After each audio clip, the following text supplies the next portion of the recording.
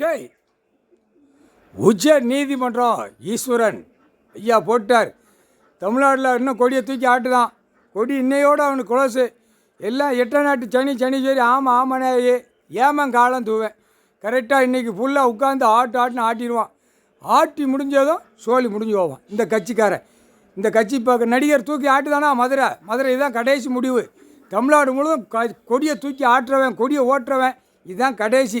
ஏமங்காலம் தூவன் உள்ளே போனாலே சோழி முடிஞ்சான். எல்லா அரசியல்வாதியும் சோழி முடிஞ்சான். எல்லாம் பலாயிரம் கோடி சோழி முடிஞ்சான். எல்லாம் இப்போ தொழில் வியாபாரம் எல்லாம் இப்போ 2ஆம் நம்பரை பூரா மிதித்து கீழே இறக்குவார்.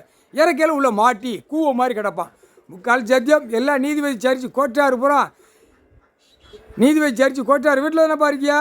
இப்போ கணக்கு போட்டார். விவசாயம் உங்களுக்கு இருக்கான்னு கேள்வி கேட்கார். விவசாயம் இருக்கணும், விவசாயம் இருந்தால் தான் அதை நான் கணக்கு எடுக்க முடியும் அப்படின்ட்டார்.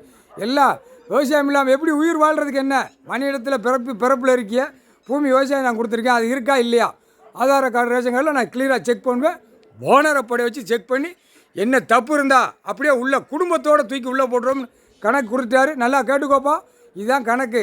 எல்லாம் நீதிபதி சரிச்சு கோட்டார் பூரா புரிஞ்சுக்கோப்பா. கணக்கு போட்டார். நாங்கள் மாதிரி இவங்க கிடக்காங்க அடக்க முடியுமாங்கிற கேள்வி வரக்கூடாது. அடக்குவார். கடவுளால் தான் முடியும். அவர் அடக்கி எப்படி தூக்கி உள்ளே போடணும் எப்படி செய்யணுங்கிறது அந்த நேரம் பார்ப்பார். நாய் வண்டியில் இப்போ அடைச்சிட்டான், அந்த பாவத்தை வாங்கிட்டான்.